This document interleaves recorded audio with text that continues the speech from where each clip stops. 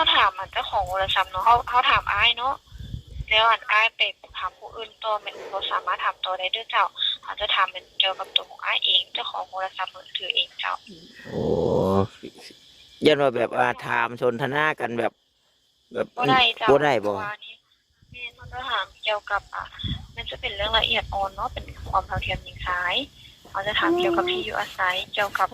การเป็นอยู่ของประชาชนลาวเขาต่อบุคคลนั่นเนาะเจ้าโดยถ้าว่าสิถามแบบละเอียดอ่อนก็คักแล้วแม่นข่อยยังบ่สะดวกวันใดตอนนี้นะเพราะว่าข่อยถ่ายคลิปลง YouTube อยู่นะยันว่ามันผิดทั้งชุมเจ้าถ้าว่าเป็นมืออื่นนี่สะดวกบ่เจ้าเพราะว่าเขาจะถามเขาว่าเป็นโทรศัพท์มือถือของอ้ายเนาะเขาก็ถามเป็นแบบอ้ายเองเลยแบบครอบครัวของอ้ายเองเลยอ้ายอยู่ในปัจจุบันนั้น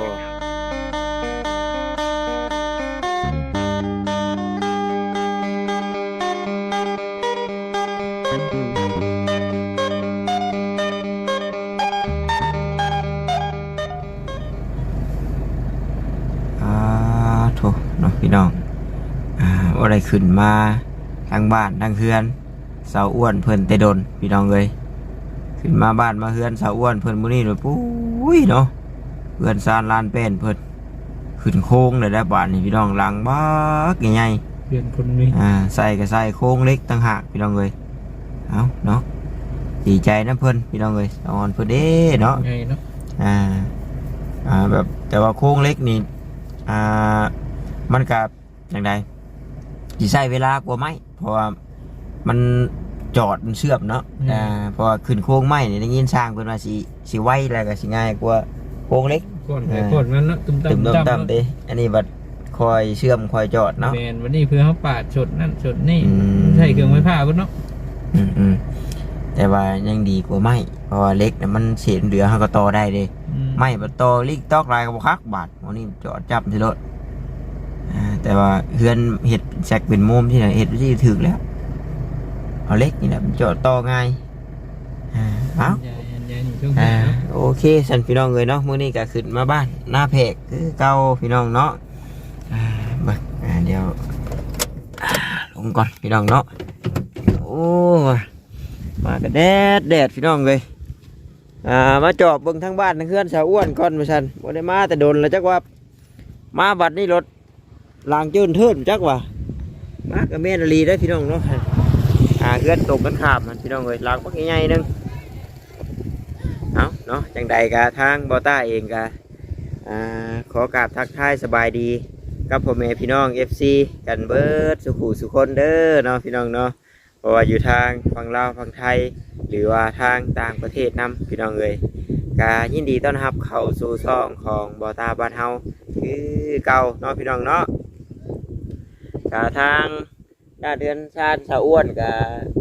ดูเอาเนาะพี่น้องกะบ่ทันมีงบพี่น้องเลยทางได้บุญแล้วกันนะ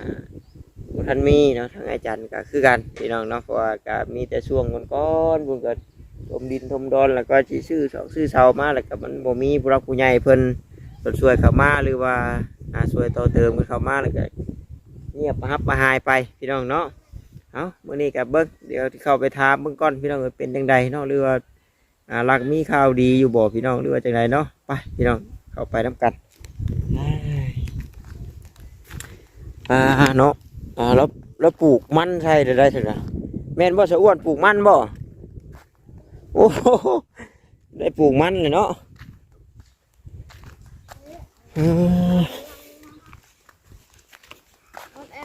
โอ้ยอ่อนแอนจังไดคือนอนขลุ่ยขล่ายอยู่เฮ้ยสบายดีเด้อเฮ็ดเป็นมื้อหรอป้ามันยังคือได้ผู้หัวร้อนหัวแหลนก็มีบาดโดยสบายดีสวัสดีใช่พ่อไปใช่แหละไปทางไหนบ่ได้ไปเฮ็ดเวียกใช่บ่จ้ะบ่ไปสิว่าหัวบ่ได้ขึ้นมากนี่เรียกว่ารักตั้งเขาแล้วจักว่าบ่มีจังได๋จะเรื่องเฮือนซานลานเป็ดซะม้อยเลยบ่เอาแล้วเนาะเป็นจังได๋คือว่าเป็นแนวนี้บาดได้จังลมมายามฝนนี่สิฮุบสิหอกกันไปเฮือนแม่ย่าพุ่นบ่บาดตกค่อยๆนี่ก็ยังบ่เป็นจังมันหัวโอ้ยเนาะมันแนมขึ้นไปมันก็เบิ่งมันก็ จอมมันน่ะนะมันก็ดาวเต็มสะดือแหละต้นไม้งามคุมมะขามน้ำนี่อิ่วลืมตื้มท่าออกมานี่ก็พอแห้งอีกก็คือเว้าแหละมันคือเห็นทางเอ้ยบุญแล้วเข้ามาบ่ เลย เพิ่นได้ได้จ้ะเพิ่นเอาเข้ามาให้บ่ เลย เออ เงิน6,000แล้วมัน1,000นึง อ๋อเพิ่นคอยทยอยซื้อเข้ามาให้แต่ว่าเรื่องซื้อศอกซื้อเสาคือสิบ่มีบัตรเนาะ บ่มี ถามก็เป็นอะไรคือตัดพากันตัดหัวโลนฮะหืมเอา จอยอย่างบ่เพิ่น จอยเลยตัดผมโอ้ ปากตดปากเจ็บปากเลยเศร้าเลย เป็นอะไรคือว่าเจ็บปาก ซบนี่มันแบบเป็นตุ่มน้อยๆเลย Ừ. เป็นบาดไปเลย จะเป็นเดือน จอยเลยต้องตัดผมเป็นบ่ว้ายบริตัดให้น้องมินนี่เป็นว่าเอาไปตุ้ยใช่ใช่เปิดเอิ้นผมดูดกินบ่ ผมยาวแล้วตัด น้องคิดว่าโอ้ยว่าเวียดสาวอ้วนเพิ่นจังได๋รักตั้งเสาแล้วบ่จักไปเบิ่งก่อนบ่เวียดว่าบัดนั่นได้สันเพื่อนอันนั้นเพื่อนเอ้ยจะก็นั่นก็ยังบ่มีแผนบ่มีผากันได้นั่นก็เนาะ ที่บ่เห็น เจ้าก็บ่ได้คอยขึ้นไปแม่นบ่เราก็คือกันเราก็บ่ทันแล้วแต่ก็ยังของเราน่ะสิประมาณ 80% นั่นแหละเพราะว่าใช้ผาใช้บานประตูมันก็ซ้ำแล้วแหละของเรานะแต่ว่ายังสองอย่างนั่นแหละอันหน่อยฝนตกมีอีก5นี่ก็ถ่ายหน้าได้เนาะถ่ายหุดหน้าได้นี่เตรียมนะบ่ ยังบ่มียัง ยังบ่มีหยังอยู่ เลย เฮ็ดหน้าแต่ละปีใช้งบประมาณเท่าใดสะอ้วนจับ เก็บ10เก็บ5ไป บ่ได้แบบว่าโฮมบาดเดียวเนาะ บ่แต่เสื้อเฮาก็ไปซื้อข้าวในซื้อน้ำมันแต่10ก็5 ซื้อผุนซื้อปุ๋ยเนาะปุ๋ยได้ใช้หมู่อยู่บ่ ดาวไม่คุยจ้ะ ปุ๋ยดาวเอา เลย สอบหนึงได้จังเด้อ สอบเลยค่ะ1,000 1,000ก็ถ้าว่านี่สอบ900ก็สิใช่ก็ถ้าบ่ค่อยได้ชื่อพี่น้องเนาะชื่อปีที่แล้วนี่ก็เบิ่งคือว่าพอชื่อเป็นเงินกี่โอ้สอบหนึงแพงเติบได้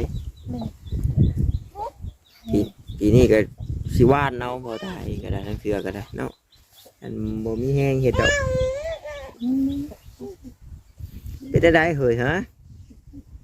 เห็นมอนตกปันดียังอยู่บ่เมื่อคืนนี่ฮะ บ่อย่าบอกเลขหมาได้ก่อนก็ไปซื้อย้ บอกตอนไหนแหละ ำบอกมือเลขหมาออก ฉันเลยจำบ่มาเลยหาบอกเลขบอกเบอร์บัดเจ้าถามแต่ละเทื่อบ่มีบอก แม่ก็บ่สนใจ มื้อนี้เด้บ่ได้บอกเลขมื้อนี้โอ้บ่ได้กินนมโลดสะบัดบ่ได้กินขนมดอกบัดนี้แต่ว่าผู้นี้คือพอแห้งเลยผู้นี้นี่เนาะคือก็พอแห้งเลยคือก็ไม่โหดแห้งเลยผู้นี้กินน้ำเนาะ ยังมีอีกเลยไอโกคนเนาะเรือผู้นี้เด้อบ่ ผู้นี้แหละนี่เด้ผู้ที่ผู้นั้นล้านเลยนะ หมู่เพิ่น โอ้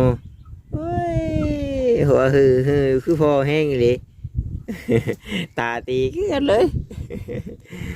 แต่ว่าผู้น้อยนี่ก็อยากไปทั้งพ่อเบิดกูคนเดียว โอ้เนาะสิเฮ็ดหยังซะเนาะเสาอ้วนเนาะจังสิได้เนาะ เด้อ ตั้งแต่ชุมข่อยบ่ได้เข้ามาเจ้าก็บ่ได้ไปเวียกใช่บ่ ไปขาย ไปขายเพียง จักจันทร์ให้แม่งขนุน ก็ไปซื้ออยู่บ่าวจันทร์มาหมื้อก็บ่พอก็ไปขาย โอ้บ่จันก็แวอยู่เนาะ เด้อ เป็นอันนั้นได้จะเป็นแข้งเป็นหยังเบิดแล้วบ่ส่ง มันบ่มีได้เหมือนเดิม จังน้อยก็ดอกกระเจียวเนาะ เด้อ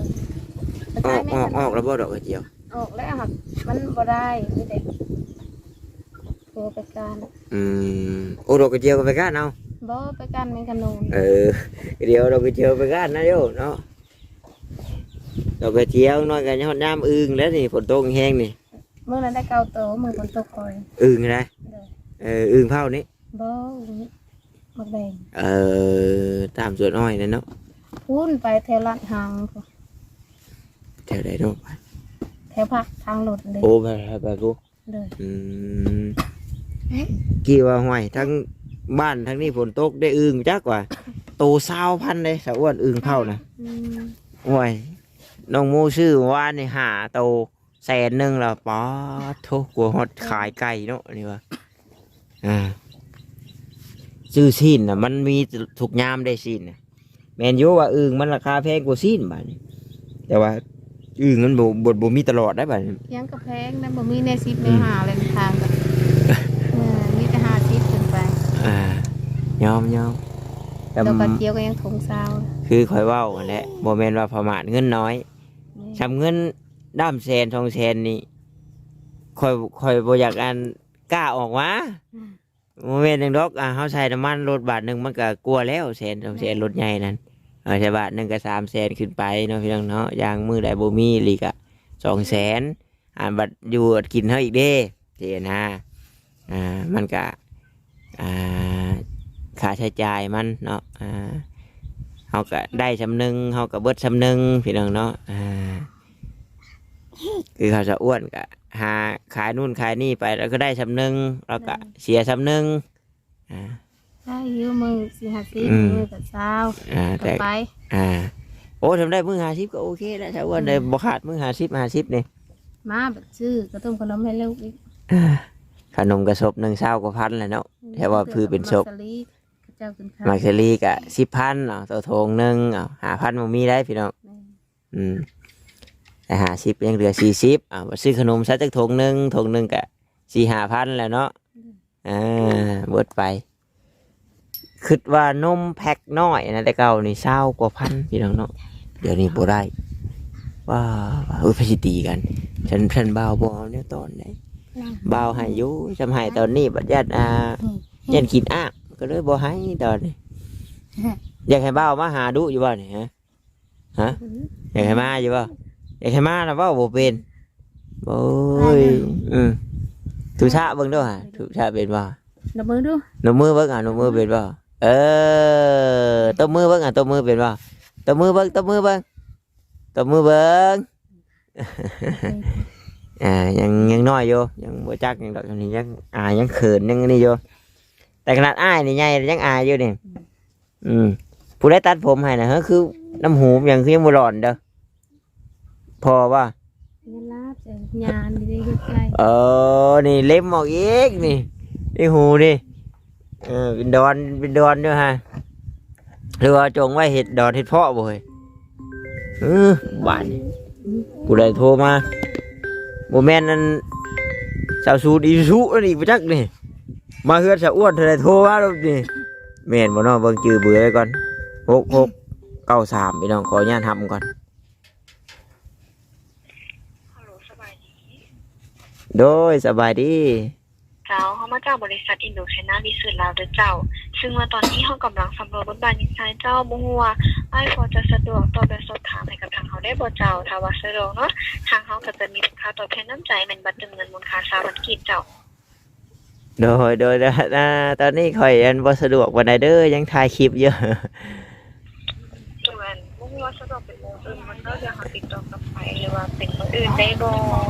โดยแบบทั้งบริษัทเจ้าเฮ็ดจังไดก็ยังบ่เข้าใจปานใดก็คือบริษัทเขาเนาะเป็นบริษัทสำรวจวิจัยค้นคว้าและตอนนี้เขากำลังวิจัยค้นคว้าเกี่ยวกับบทบาทความเท่าเทียมหญิงชายทางเพศในประเทศสปป.ลาวเนาะเขาอยากจะถามความคิดเห็นของประชาชนลาวเนาะจะมาถามเกี่ยวกับความเท่าเทียมหญิงชายแล้วก็ที่อยู่อาศัยการมีบทบาทของหญิงเจ้าจะมีเป็นแบบสอบถามตอบเจ้าได้แสดงความคิดเห็นนะเจ้าหรือว่าให้ชาวอ้วนตอบแทนได้บ่ชาวอ้วนฮะของโทรศัพท์เนาะเขาถามอ้ายเนาะแล้วอ้ายไปถามผู้อื่นต่อมันบ่สามารถถามต่อได้ด้วยเจ้าเขาจะถามเป็นเกี่ยวกับตัวของอ้ายเองเจ้าของโทรศัพท์มือถือเองเจ้าโอ้ยันว่าแบบถามสนทนากันแบบบ่ได้เจ้าบ่ได้บ่แม่เขาจะถามเกี่ยวกับมันจะเป็นเรื่องละเอียดอ่อนเนาะเป็นความเท่าเทียมหญิงชายเขาจะถามเกี่ยวกับที่อยู่อาศัยเกี่ยวกับการเป็นอยู่ของประชาชนลาวเขาต่อบุคคลนั่นเนาะเจ้าโดยถ้าว่าสิถามแบบละเอียดอ่อนกับคักแล้วแม่น ข่อยยังบ่สะดวกวันใดตอนนี้นะเพราะว่าข่อยถ่ายคลิปลง YouTube อยู่นะยันว่ามันผิดทางชุมเจ้า ถ้าว่าเป็นมื้ออื่นนี่สะดวกบ่จ้าเพราะว่าเขาจะถามถ้าว่าเป็นโทรศัพท์มือถือของอ้ายเนาะเขาก็ทำเป็นแบบอ้ายเองเลยแบบครอบครัวของอ้ายเองเลยอ้ายอยู่ในเป็นตัวเจ้า โดยยันว่าแบบถามแบบอยากผู้นี้ใส่ใจคอผู้นั้นผู้นี้แบบแบบชั้นแบบซี่แบบแบบมันให้ความคิดความเห็นกันแบบใดชั้นเนี่ยนั่งน้ำกันหลายคนอยู่ตอนนี้นะ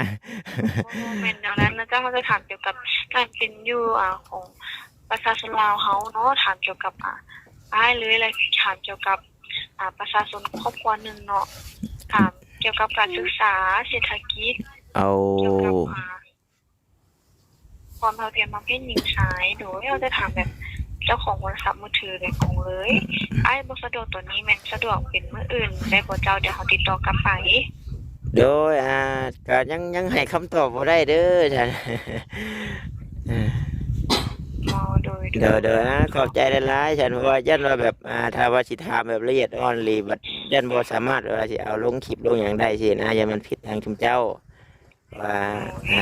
เดี๋ยวโอเคขอบใจฉัน ขอบใจหลายๆ เดี๋ยวเอาพี่น้องยันว่าเพิ่นอยากถามแบบว่าเนาะผู้ชายควรแบบใดผู้หญิงควรแบบใดเนาะหรือว่าผู้หญิงมีสิทธิ์แบบใดผู้ชายมีสิทธิ์แบบใดผู้นี้นั่งสนทนาตอบกันนั่นแหละว่ากับเขาสะอ้วนน้ำมันนี่ถามกันแล้วเล่นเอาสะอ้วนเนาะแล้วเพิ่นว่ามันละเอียดอ่อนก็หันเนาะถ้าละเอียดอ่อนก็หันก็บ่เป็นหยังหรอกพี่น้องเนาะเอาแต่ขอผิดพลาดประการใดก็ขอโทษขออภัยนำพี่น้องเลยอยู่ถ้าสิถามเขาเลิกๆก็เลยก็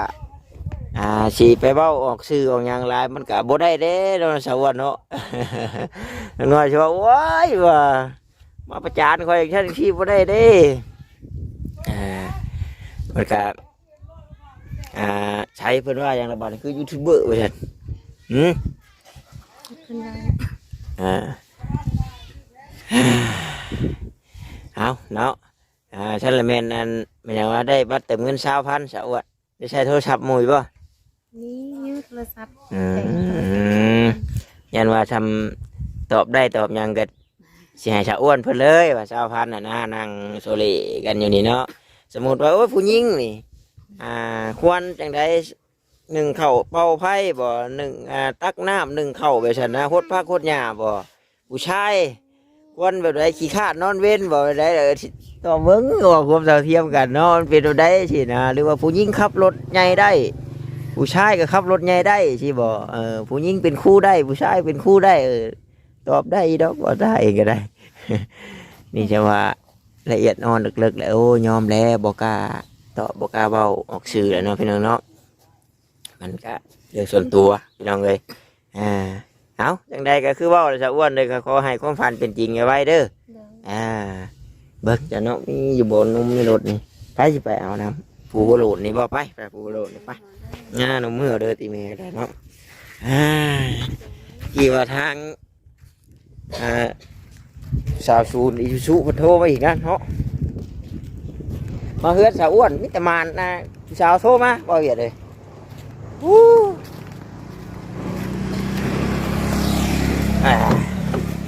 ไปเลยกูชิ่งเลยน้องเตี้ยว้าน้องมวยโอ้เนาะ